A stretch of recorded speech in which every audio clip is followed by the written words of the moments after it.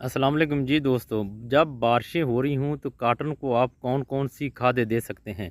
अक्सर हमारे दो जो दोस्त होते हैं वो ऐसा करते हैं, यूँ ही बारिश होती है तो वो यूरिया का इस्तेमाल और ज़्यादा कर देते हैं। मैं आपको ये दिखा रहा हूँ कि बारिशें होने की वजह से इसको कौन-सी खाद देनी है। आपने पोटाश और फास्फोरस दे दें, यूरिया ना दें, क्योंकि बारिश में इसने बढ़ोतरी बहुत ज़्यादा करनी होती है, उसमें नाइट्रोजन होती है।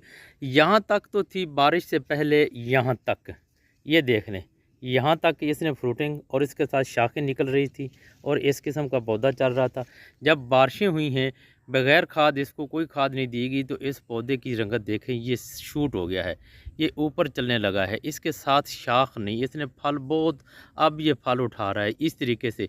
तो लिहाजा मेहरबानी ये भी देख लें, जब भी बारिशें शुरू हों तो आपने ज़्यादातर ज़ोर पोटाश और फास्फोरस का करना है और यही इसके लिए बेहतरी है। हालांकि यूरिया का ना करें। अक्सर दोस्त थैला-थैला उठा लेते हैं और यूरिया का इस्तेमाल कर देते हैं। ये देखें, इस तरीके से इसकी तेज़ी से बढ़ोतरी ऊपर गई है। तो आइंदा इंशाल्लाह उम्मीद है कि आपको कुछ समझ आ गई होगी कि बारिशों के दौरान कौन-कौन सी खादें देनी हैं।